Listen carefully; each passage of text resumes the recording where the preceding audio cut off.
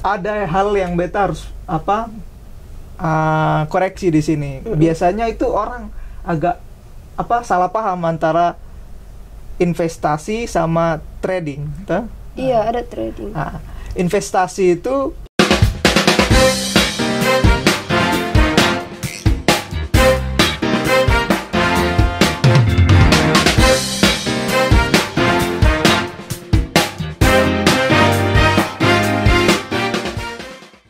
Assalamualaikum warahmatullahi wabarakatuh. Sobat Ngoce yang ada di rumah, kembali lagi dengan saya Salsa Bilawali di Ngoce, ngobrol cerdas bareng Harmoni TV. Jadi sahabat Ngoce yang berada di rumah, kali ini kita kedatangan tamu yang gak kalah menariknya loh dari tamu-tamu sebelumnya. Jadi di episode kali ini kita kedatangan tamu dari Fakultas FEBI, yang khususnya dari jurusan Ekonomi Syariah. Ini kita langsung saja nih sapa orangnya. Halo Sobat Ngoce, halo. Iya, halo. Salsa. Ini orangnya siapa sih namanya? Mahdi. Iya, Muhammad Mahdi, ya kan? Iya.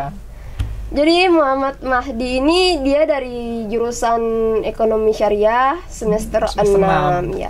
Jadi Mahdi bisa jelaskan dong, biasa disapa sih?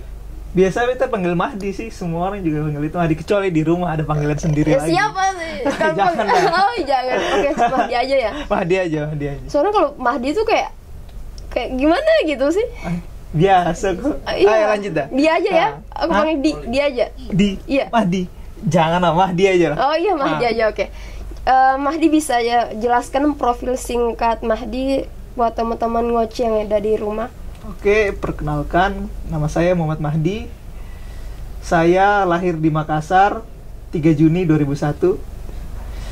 Terus saya SD sebenarnya di Ambon, di Alansor dekat Arbes itu, tapi saya menempuh jenjang SMP dan SMA di Jawa.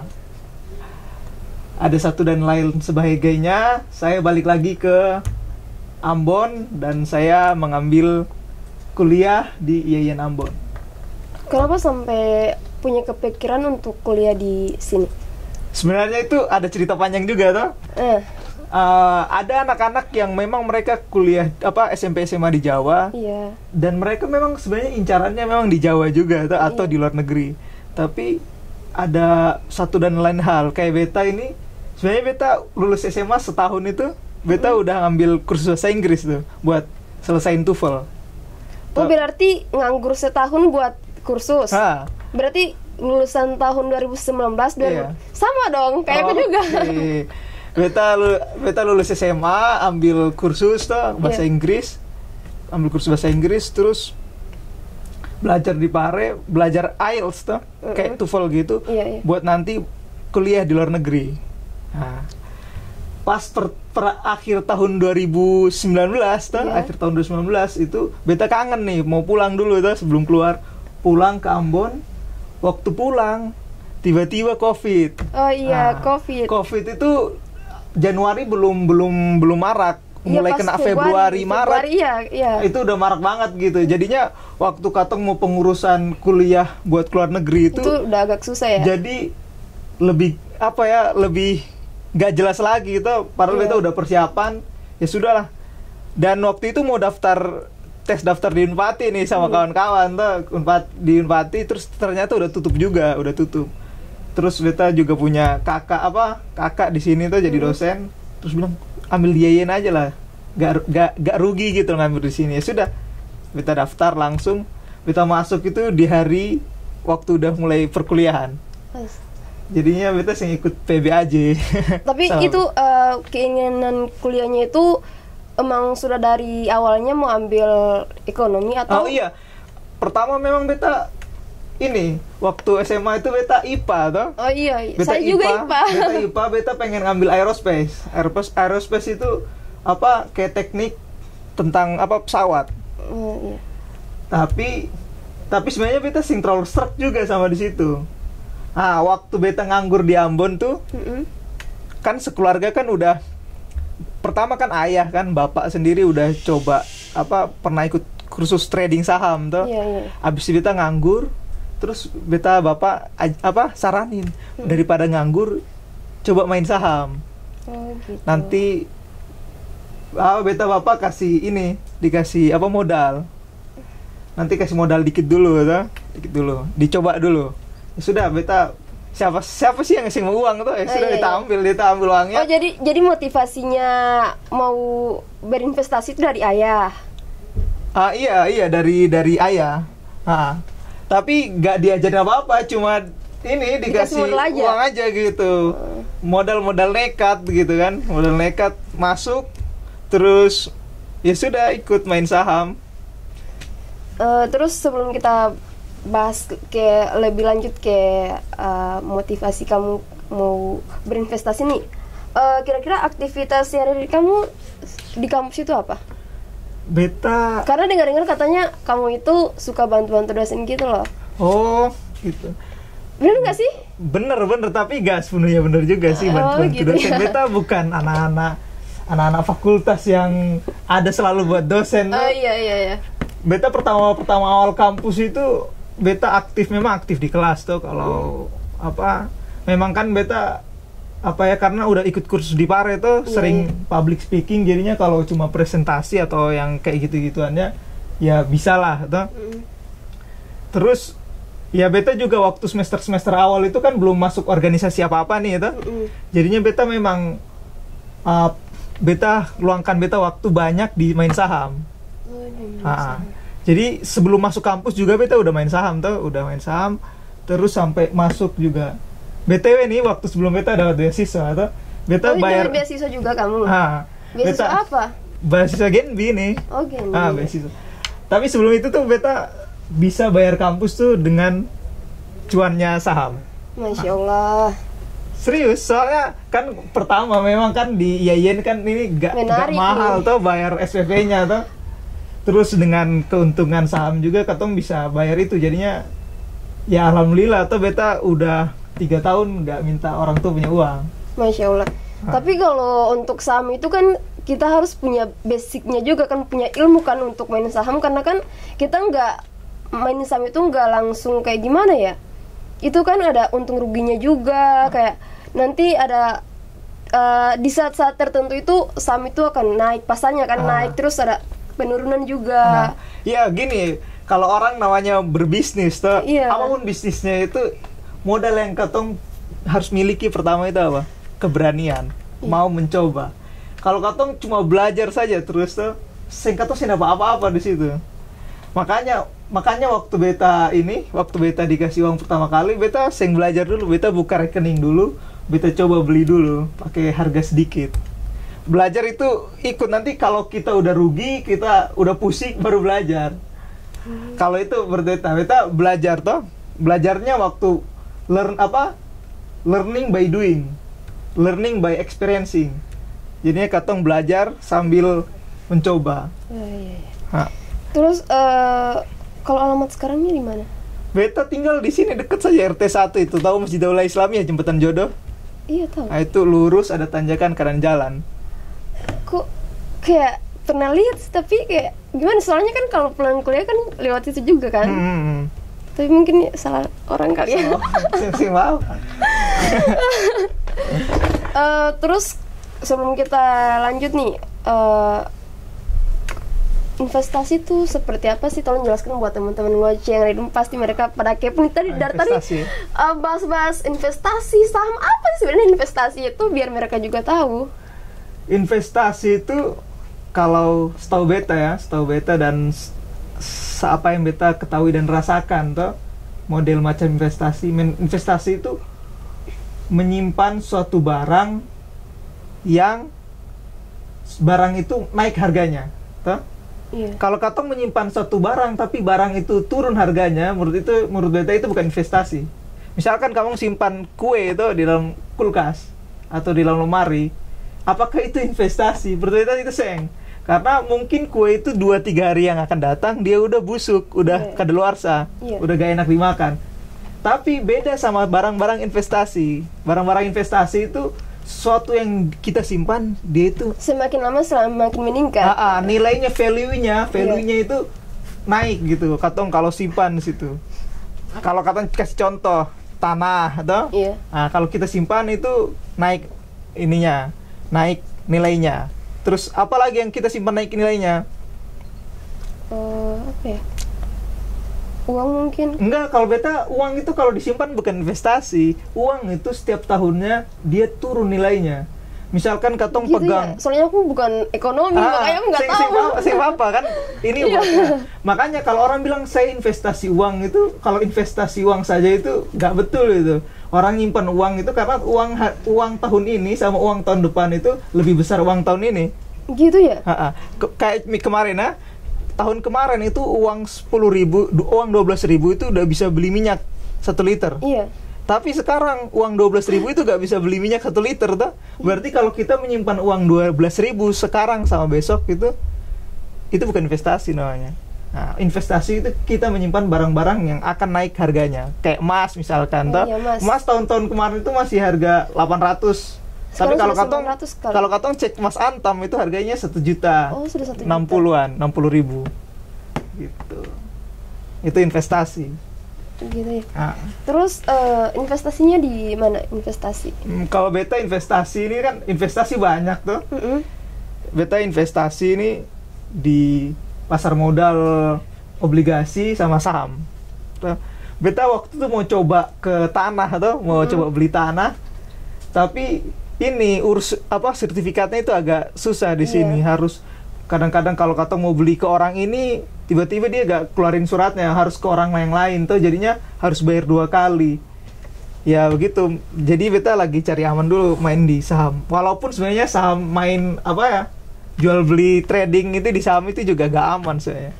Jadi kan kalau di ekonomi syariah itu kan di FEBI kan, itu kan ada kayak semacam kelompok studi pasar modal. Kamu nggak masuk di situ? Itu menarik sih sebenarnya. Beta bukannya gak mau ya, pernah diajak dulu ya, mau saya ngikut ini ke MPS itu kan. Terus ya kalau beta bilang ke yang ngajak ini, kalau buat diskusi rutin beta kayaknya belum gak janji bisa selalu hadir tuh. Loh kenapa? Kan itu kan belajar juga kan? Begini kan, ada memang kan orang macam-macam pribadinya dan kesibukannya macam-macam toh. Iya. Kayak kalau katong udah ikut atau organisasi lain atau komunitas lain, katong ya memang fokusnya itu udah di tempat lain gitu. Jadinya nggak bisa konsisten. Kalau datang sekali 2 kali bisa lah toh. Tapi kita nggak bisa memenuhi janji untuk selalu datang hadir gitu. Tapi kan di situ kita juga diajarkan berinvestasi. Kenapa nggak investasi aja di apa sih namanya? Sahamnya. Gini, kemarin kan organisasinya tuh KMPS itu bukan kelompok studi ya. Kelompok studinya itu pasar modal syariah. Sebenarnya itu kelompok studinya bagus tuh. Tapi sebenarnya orang-orang yang dalam itu belum ini harus coba dulu gitu. Karena mereka ini, kalau tadi beta bilang tuh, kalau cuma study saja, maksudnya ya cuma belajar doang tanpa aplikasinya ya kurang gitu. Sebenarnya sih tanpa hadirnya seorang mentor juga tuh. Kalau sekarang kan udah ada YouTube, Instagram, kawan-kawan itu tuh. Sebenarnya kita ini bisa belajar investasi itu tanpa diskusi. Kalau menurut beta tuh ya kayak gitu. Kalau buat kalau aku sih kalau lihatnya tuh kayak ini kok ribet banget, soalnya kayak apa sih namanya tuh apa sih diagram-diagramnya, diagramnya tuh kalau aku lihat ini kok susah banget, ini gimana sih ya? Ini kalau orang belajar ekonomi juga kayak gitu kan, misalkan ada ekonomi susah sumpah kalau menurut beda. aku sih. Makanya itu tadi kan bilang tuh beda antara belajar sama ngelakuinnya. Atau misalkan katong pelajaran ekonomi itu susah juga kan, ada namanya hukum permintaan, hukum penawaran, macam-macam tuh diagram-diagramnya, keseimbangan, BEP itu berapa. Tapi kalau katong berbisnis kan katong sentral pusing gitu kan. Yang penting katong beli, katong nanti jual harga berapa, katong untung berapa, katong balik modal gitu kan? Begitu, itu intinya di situ berbisnis. Begitu juga kayak jual beli saham itu ya kayak katong berbisnis biasanya, tapi kok aku jadi harus tertarik ya. Boleh minta diajarin dong. Apa? Oke, jadi terus kalau untuk modal awal berinvestasi itu modal awalnya berapa? Begini, ada hal yang beta harus koreksi di sini. Biasanya itu orang agak salah paham antara investasi sama trading, toh? Iya, ada trading. Investasi itu kita menyimpan sesuatu dengan jangka waktu tertentu yang biasanya itu minimal 1 tahun. Iya. Beda sama trading. Trading itu kita beli dan akan jual di waktu yang dekat. Ya, itu jangka pendek kan? Jangka pendek. Nah, kalau misalkan beta bicara investasi itu, berarti kalau beta bilang investasi, nanti larinya harus ke penyimpanan nilai dengan waktu yang panjang. Misalkan beta obligasi itu gak bisa dibilang trading. Obligasi itu dibilang investasi. Karena apa? Karena kalau kita nanam obligasi sekarang, jatuh temponya itu biasanya paling minimal 4 tahun atau 3 tahun. Tunggu, obligasi itu sebenarnya apa sih? Obligasi, obligasi ini surat hutang, surat hutang. Jadi kalau kan negara kan butuh uang negara itu butuh uang. Nah, sedangkan hutang itu datang dari 2, hutang dalam negeri sama hutang luar negeri. Biasanya orang cerita, hutang luar negerinya banyak tuh. Padahal nggak tahu nih hutang luar negeri. Nggak tahu hutang luar negeri itu apa. Sebenarnya hutang dalam negeri itu didapetin dari banyak hal. Kayak tadi itu bilang hutang dalam negeri itu juga didapatkan dari kayak tadi obligasi atau sukuk pemerintah gitu. Jadinya pemerintah menawarkan kepada masyarakat surat hutang atau surat bagi hasil kalau dalam syariahnya tuh sukuk, surat bagi hasil buat masyarakatnya. Nanti mereka minjamin kita uang.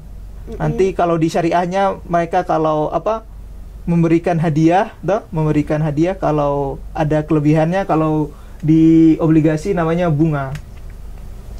Itu investasi. Beda sama trading. Nah, kalau trading ini lebih seru, dia lebih tricky. Tricky itu berbahaya bahasanya. Iya, kalau trading kan kayak gimana ya? Itu kayak pasarnya naik kan pakai waktu kan? Betul tuh. Soalnya kalau waktunya udah lewat berarti nanti pasarnya turun nih, nanti kita bakal rugi kan? Gini, beta cerita ya. Trading itu kayak gini. Beta kasih gambaran gambaran mudahnya lah biar kita semua bisa paham apa itu sih sebenarnya trading.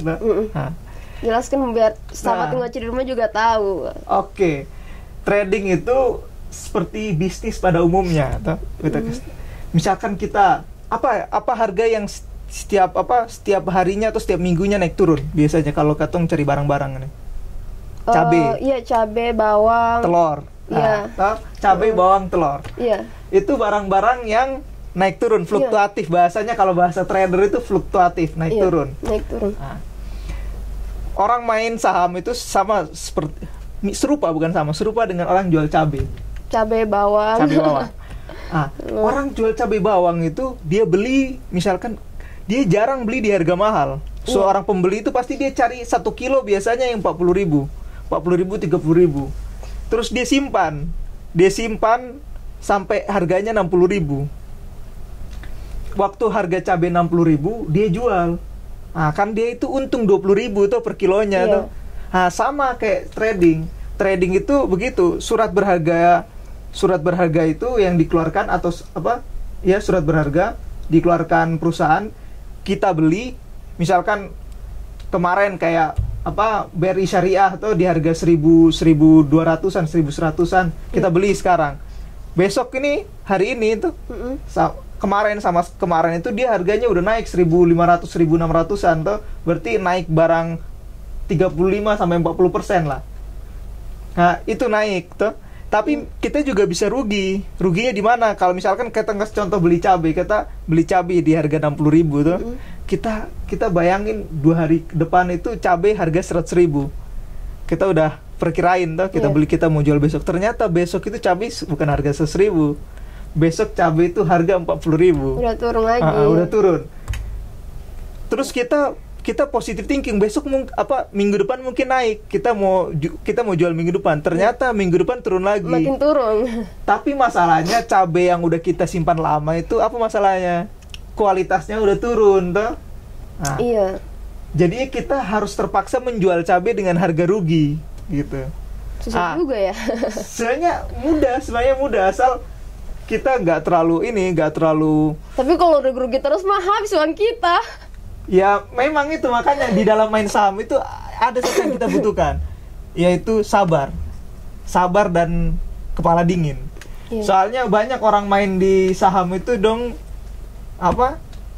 nggak sabaran gitu, karena orang pikirannya kan main saham itu biar cepat kaya tuh. Iya. Menurut beta tuh gak ada barang yang instan gitu. Kalau kamu main saham buat apa? Beta main saham itu Buat apa? buat ngisi waktu kosong. Aku kira buat cepat kaya juga. Enggak. Pertamanya saya pikir begitu gitu Iya. loh. Main saham itu cepet kaya. Tapi beta jujur-jujuran ya, di tahun-tahun pertama itu main saham itu Emang dari tahun rugi. berapa sih? Beta main saham dari tahun 2020. Oh, dari pas awal masuk kan? Sebelum masuk 2019-2020 lah. Itu rugi gitu loh. Jadi maksudnya kalau orang bilang main saham pasti untung apa-apa itu nggak tentu juga. Coba tanya-tanya orang yang udah jago-jago, udah mahir main saham, udah sering jual beli saham. Tapi waktu mereka baru masuk juga mereka sering rugi, soalnya pertama mereka masih emosional tuh, masih terus belum terbiasa ngelihat naik turun pasar, itu macam-macam lah. Jadi kalau kita balik lagi nih, kalau untuk modal awalnya tuh berapa? Modal awal kalau beta waktu dikasih itu dulu pertama kali 10 10 juta.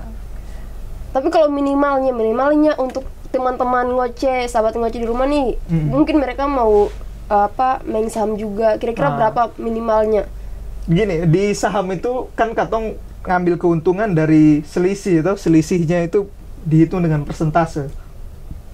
Misalkan katong bisa kita main saham itu pakai uang 200.000, 100.000 itu bisa. Tapi kalau kita hitungannya kalau udah jago tuh, udah sering jual beli saham, itu biasanya dong sehari dapat 5%, 6%, 7%. Itu bayangkan saja 7% dari 100.000 berapa coba? Nggak tahu. 7.000. Cuma 7.000 Itu per rupiah. hari? Misalkan kita punya uang 100.000 tuh, kita dapat 7, kita untung 7%, kita cuma dapat 7.000 rupiah, itu pun kalau untung gitu. Jadinya kalau bisa kita kita jual beli saham dijual beli saham dengan uang modal kecil, tapi juga apa yang kita dapatkan itu sesuai dengan besar modal yang kita punya gitu. Terus kalau untuk motivasi buat ikut investasi itu dari mana sih? Motivasi. Iya, motivasi itu pertama datang memang dari keluarga gitu kan. Dari keluarga memang udah di situ udah main saham dari tahun 2000 berapa, dari 2016 keluarganya sudah orang bisnis mungkin ya, ekonomi. Sih, beta bapak ini PNS, beta bapak hakim nah. Masya Allah. Beta bapak hakim, beta mama kerja di stasiun karantina sih. Yang paling terakhir nih, jadi harapan kamu buat anak-anak muda atau sahabat ngoceh di rumah, harapan kamu? Harapan beta, anak-anak muda ini bisalah tuh mereka menyisihkan uang mereka untuk diinvestasikan gitu. Kalau belum siap main trading itu diinvestasikan di tempat-tempat yang lebih aman gitu loh. Jangan gampang keikut sama orang punya kataan, ayo katong main saham atau investasi di mana yang gak jelas. Itu katong harus cek dia udah masuk di OJK belum, udah surat-suratnya udah ada belum, kita cek di internet toh. Ya, kan ada juga kan yang kayak investasi bodong kan. Iya. Tapi kalau katong udah bicara Mandiri Sekuritas atau kawan-kawan itu seng-seng bodong itu. Dia punya pemerintah asli gitu. Udah izinnya udah lengkap juga. Jadinya gitu, kalau mereka udah dapat uang, jangan boros-boros lah. Maksudnya misalkan kalau katong dapat, misalkan ikut beasiswa buat anak-anak ini yang nanti sobat ngoceh yang misalkan masuk Genbi itu tiba-tiba dapat 6 juta tuh. Tiba-tiba 6 juta, mereka pusing udah, ini 6 juta mau diapain gitu. Mereka pakai buat beli jajan atau habisin di Shopee. Mending sarannya beta jangan dihabisin lah, atau mungkin bisa dipakai buat ya buat jajan atau lain-lain, tapi disisihkan juga buat investasi. Misalkan Katong nanam di apa, di obligasi atau saham-saham yang memang dia gak fluktuatif, dia naik tapi pelan-pelan gitu. Atau reksadana juga bisa nyimpan di situ, minimal apa ya, uangnya itu gak habis tapi bertambah walaupun sedikit begitu. Jangan dipakai semuanya, soalnya kalau uang ini, misalkan uangnya kita udah dipakai habis, itu kita kan nggak kerasa lagi uangnya itu. Iya, sama aku kalau dapat beasiswa seminggu ke depan udah habis. Nah, itu. Tapi nggak kan, macam-macam orang kan, macam beta juga nggak salah itu, orang kan pilihannya masing-masing. Iya toh. sih. Tapi alangkah lebih baiknya kalau Katong menyisihkan untuk investasi. Siapa tahu di 4 tahun 5 tahun itu kalau kita udah simpan simpan nih, tiba-tiba kita butuh uang 10 juta atau 20 juta tuh. Oh, tiba-tiba ada nih kita punya uang ternyata. Kita mau mulai bisnis tuh, daripada ngutang-ngutang gitu kan. Iya sih. Daripada ngutang pinjaman online atau apa. Oh, kita sebenarnya udah punya uang nih dari dulu kuliah ada simpanan 4 juta atau 5 juta, bulan depan kayaknya udah bisa ditarik tuh. Ya, alhamdulillah lah bisa udah mulai bisnis. Jadi harus banyak-banyak hemat ya. Banyak menyisihkan, ya hemat gitu, gak boros untuk barang-barang yang konsumtif.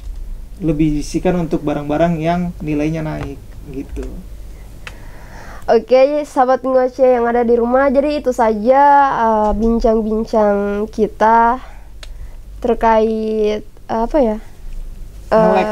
Melek investasi dari siapa sih? Mahdi ya. Aku suka lupa ya. Mahdi. Iya, dari Mahdi. Terima kasih ya Mahdi udah ingat loh salsa. Iya, salsa. Terima kasih ya Mahdi udah sama-sama mau ngobrol bareng kita di sini. Nah, jadi itu saja mungkin bincang-bincang kita pada episode kali ini. Jangan pernah jangan pernah bosan-bosan nonton. Ya, jangan pernah bosan-bosan nonton. Jadi yang intinya buat sahabat ngoceh yang ada di rumah, kita tuh harus tetap berusaha untuk, kalau bisa lah kita jangan terlalu membebani orang tua kita dengan cara tadi berinvestasi. Aku sebenarnya sih sudah pernah berinvestasi tapi udah nggak lagi sih. Pernah coba? Ya pernah coba, tapi karena aku nggak ngerti, karena aku jurnalistik, terus aku lihat apa sih namanya tuh diagramnya kan. Itu daftar di mana? Di Poems itu? Iya sih. Coba lah Mandiri Sekuritas, coba itu lebih mudah menurut beta. Lebih simpel lah kayaknya. Abis daftar ya udah tinggalin aja gitu. Udah gak main lagi. Karena aku kan nggak ngerti kan di situ kan. Kita tuh daftar harus kayak ada bimbingan kayak orang gitu. Kalau kita cumanya daftar terus nonton di YouTube, gak coba nonton di YouTube. Enggak, aku malas. Soalnya kalau kata muda-muda nih kan, kita kan generasi Gen Z tuh, hitungannya tuh kan lahir di atas tahun 2000. Itu namanya Gen Z tuh. Gen Z ini kita orangnya itu harus terintegrasi sama teknologi yang ada gitu. Kita harus pakai semuanya, misalkan kayak YouTube, Instagram, TikTok, kawan-kawan itu kita harus terbiasa. Bukan nonton itu sebagai media hiburan saja gitu kan. Tapi itu sebenarnya itu alat informasi. Kita bisa lulus S1 gak pakai dosen itu bisa, sebenarnya butuh dosen untuk bimbingan kawan-kawan, tapi nonton YouTube aja itu bisa gitu. Oke. Nah, jadi sahabat ngoceh, itu saja bincang-bincang kita pada hari ini. Saya sama narasumber kita Mahdi mohon pamit undur diri. Wassalamualaikum